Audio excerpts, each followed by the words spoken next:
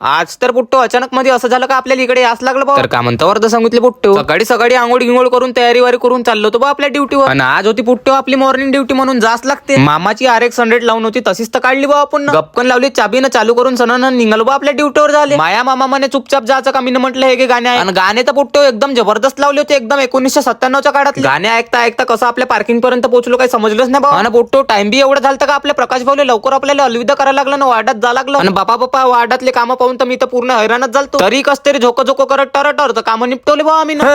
सारा जमाना प्रसिल जैन का दीवाना जमाना कहे कुछ भी.